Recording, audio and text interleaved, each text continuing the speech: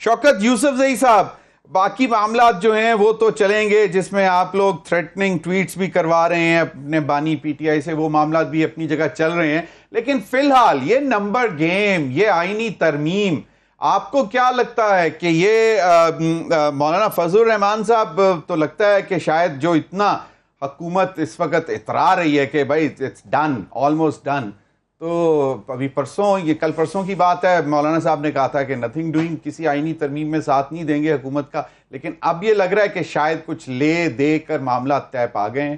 تو آپ کے ساتھ جو معاملات طے ہوئے وہ اور حکومت کی اعلیٰ سطح پر ملاقاتیں مولانا صاحب کے ساتھ وہ کامیاب ہوئیں؟ بسم اللہ الرحمن الرحیم. دیکھیں، پہلی بات تو یہ کہ انشاءاللہ یہ ترمیم کبھی بھی پاس نہیں ہو سکتی. جو بظاہر اعداد و شمار نظر آ رہے ہیں، گورنمنٹ کے پاس کوئی مطلوبہ سکور پوری نہیں ہے. تو اگر یہ زبردستی، جس طرح الیکشن کے دوران لوگوں کو اغوا کیا گیا، زبردستی ان سے وہ کروا گیا، اگر وہ دوبارہ وہی سلسلہ شروع کرنا ہے تو اس دفعہ پاکستان کا بہت بڑا نقصان ہو جائے گا. یہ سسٹم بالکل کولیپس کر جائے گا اور عوام کا نقصان ہو رہا ہے، کیونکہ اس حکومت سے کون پوچھے گا؟ مہنگائی اتنی اس قدر بڑھ گئی ہے، ان کے معیشت ڈوب رہی ہے، سرمایہ کار بھاگ رہے ہیں، دہشت گردی میں اضافہ ہو رہا ہے کراس بارڈر، اور ان سے بلوچستان نہیں سنبھل رہا ہے، ان سے کچے کے ڈاکو نہیں سنبھل رہے ہیں. تو یہ معاملات تو اور بھی گہرے ہوتے جائیں گے. تو نقصان تو عوام کا ہوگا، پاکستان کا ہوگا، کیونکہ اب یہ ان کو خوف ہے کہ کچھ لوگ ریٹائر ہو رہے ہیں، تو حکومت پہ بہت بڑا دباؤ ہے کہ اگر یہ ریٹائر ہو گئے تو ان کا کیا بنے گا. تو یہ جو جلد بازی کے اندر جو فیصلے کرنے کی کوشش ہو رہی ہے اور دھوس دھاندلی کے ذریعے، دباؤ کے ذریعے، تو اس سے میں سمجھتا ہوں کہ پاکستان کا جو رہا نظام ہے نا وہ بھی کولیپس کر جائے گا. آپ دیکھیں کہ مولانا فضل الرحمان جو ہے وہ پی ڈی ایم میں چلے جانے سے ان کا کتنا نقصان ہوا ہے، ان کی پوری سیاست داؤ پہ لگی ہے. اور اب اگر وہ اس دفعہ چلے گئے تو میرے خیال سے ان کو اپنے ورکر بھی میرے خیال سے نہیں بخشیں گے، کیونکہ ان کی وجہ سے ان کی پارٹی یہاں تک پہنچی، چند سیٹوں تک محدود ہو گئی پی ڈی ایم کی وجہ سے.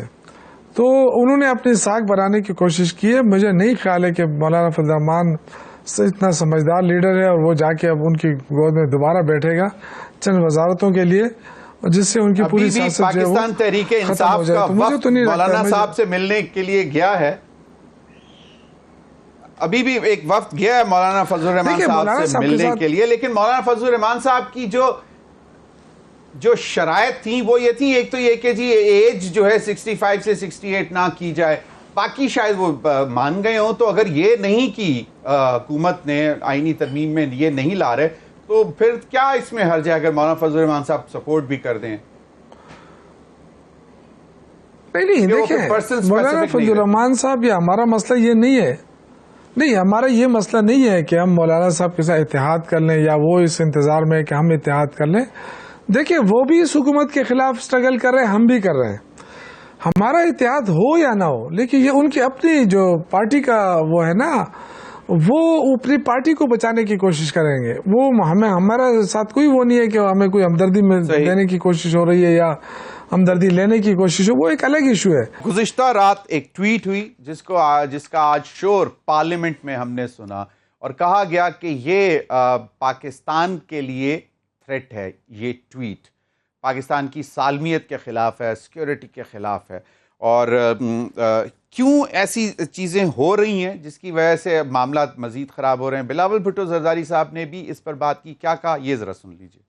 یہ جو ان کا فارم 45 فارم 47 کا پروپیگنڈا ہے جناب اسپیکر، اس پہ بھی ایک بہت بڑا کہانی سامنے آنے والا ہے. پی ٹی آئی سے درخواست کرتا ہوں کہ آپ اس بات پہ آپ کا اپنا پارٹی میں یہ تحقیقات کرے، آپ پتہ کرے کہ جب بھی ہم کوئی پولیٹیکل سٹیبلٹی کی طرف جا رہے ہوتے ہیں، یہ کون صاحب ہے جو آپ کے رینکس میں ہے، جو خان صاحب سے ایسے کوئی بیان دلوا دیتے ہیں جس کی وجہ سے آپ کے مسائل میں اضافہ ہوتے ہیں اور پاکستان کے مسائل میں اضافہ ہوتے ہیں. کون سے لوگ ہیں جو بانی پی ٹی آئی سے ایسی سٹیٹمنٹس یا ٹویٹ کروا دیتے ہیں جس سے پاکستان کے لیے مسائل پیدا ہوتے ہیں؟ خواجہ آصف صاحب نے بھی بات کی، وہ بھی ذرا سن لیں وہ کیا فرما رہے ہیں. یہ جس راستے پہ چل نکلے ہیں، میرے نہیں خیال کہ اس میں کوئی واپسی کا راستہ جو ہے وہ باقی رہ گیا ہے. خواہشوں پہ تو کوئی پابندی نہیں، جو مرضی کے. جس ڈگر پر چل چکے ہیں اس سے واپسی کا کوئی امکان نہیں ہے، لیکن خواہشوں پر پابندی کوئی نہیں ہے۔ راجہ پرویز اشرف صاحب نے بھی بڑی غصے میں اور بڑی دھواں دھار تقریر کی، کیا کہا یہ بھی سن لیں۔ خدا کے لیے آپ بھی سمجھ جاؤ، آپ جس ڈگر پر چل رہے ہیں وہ خطرناک ہے، اس میں آپ کو کچھ نہیں ملے گا، بلکہ آپ مجرم ہوں گے اس ملک کے، اس جمہوریت کے اور اس پارلیمان۔ کیا آپ اتنی ساری بات سمجھنے کی عقل نہیں رکھتے؟ اس ملک کو تم لوگوں نے کیا بنا دیا ہے، اس سیاست کو تم نے کالا کر دیا۔ اب کہاں جائے گا پاکستان؟ آپ تو جان بوجھ کر اگر اچھا ماحول ہو اس کو خراب کرنے والے لوگ، کس کی بولی بولتے ہو تم لوگ؟ آج آپ کو جواب دینا پڑے گا۔ جی شوکت یوسف زئی صاحب، آج آپ کو جواب دینا پڑے گا۔ دیکھیں مجھے تو نہیں پتا ہے ٹویٹ کے بارے میں، کیونکہ خان صاحب تو جیل میں ہیں اور ان کی طرف سے ٹویٹ کس نے کی ہے، کون کر رہا ہے، آج ان سے 45 منٹ دوبارہ انویسٹیگیٹ بھی کیا۔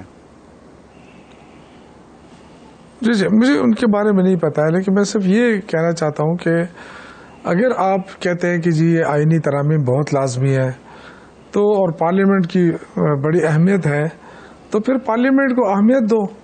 نمبر گیمز پورے ہیں تو بالکل لے آؤ، اگر نمبر گیم نہیں ہے، پیسے دے کے دھوس دھاندلی کر کے لوگوں کو اغوا کر کے اگر اس طرح ترامیم لانے چاہتے ہو تو وہ کیا نظام ہوگا؟ جب وہ عوام کی مرضی سے ہی نہ بنے تو اس کا کیا فائدہ ہے؟ تو یہ جو چیزیں ہیں اس سے ملک کمزور ہو رہا ہے۔ اور باقی دیکھیں ہماری ہمیشہ خواہش رہی کہ ادارے مضبوط رہیں، کوئی بھی ادارہ ہو، اور اداروں کو کمزور کرنے کے ادارے کب کمزور ہوئے؟ اس موجودہ دور میں۔ اس میں آپ دیکھیں سارے کمپرومائز لوگ بیٹھے ہیں، کیسے فارم 47 اور 45 کو بھول جائیں۔ ایکس پر دیکھیں شوکت یوسف زئی صاحب، شوکت یوسف زئی صاحب، مجھے ایک بات بتائیں کہ آپ پی ٹی آئی کے ممبر رہنما ہوتے ہوئے یہ آپ کیسے کہہ سکتے ہیں کہ you are ignorant to a tweet on X forum جو کہ بانی پی ٹی آئی کے نام سے ہوئی ہے اور جس میں باقاعدہ کہا گیا ہے کہ اس وقت یہ حالات ہیں، یہ ہو رہا ہے ملک میں، عدلیہ کو دیگر اداروں کو چیلنج کوسچن کرنا؟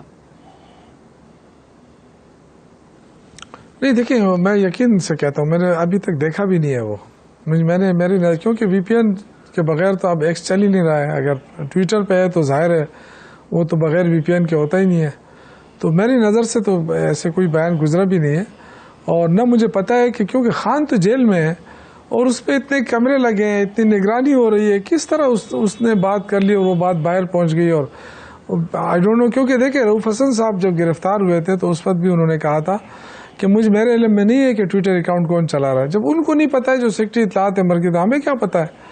مجھے تو بالکل نہیں پتا ہے، اور مجھے یہ بھی نہیں پتا ہے کہ کیا ہوا ہے کیا نہیں ہوا ہے اس میں۔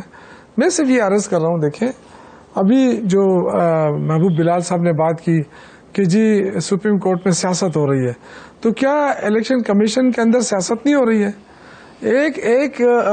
آج کل رحیم یار خان میں الیکشن ہوا اور فوراً جو ہے نا آپ نے نوٹیفیکیشن بھی کر دیا، اور جو الیکشن کب سے ہوئے ہیں، پورا سینٹ کا الیکشن رکا ہوا ہے اس کے لیے، مخصوص نشستوں کے لیے، اس کا فیصلہ آپ نے روکا ہوا ہے۔ سپریم کورٹ آپ کو کہتے ہیں کر لو، آپ نہیں کرتے۔ تو یہ ساری چیزیں ہیں، یہ ساری دیکھنے پڑے گی کہ ہم ملک کو ہم کس طرف لے جا رہے ہیں۔ یہ میرا مسئلہ اور آپ کا مسئلہ اکیلا نہیں ہے، یہ پورے پاکستان کا مسئلہ ہے، اور اگر ہم سسٹم کو خراب کا ختم کر دیں گے تو ملک کیسے چلے گا؟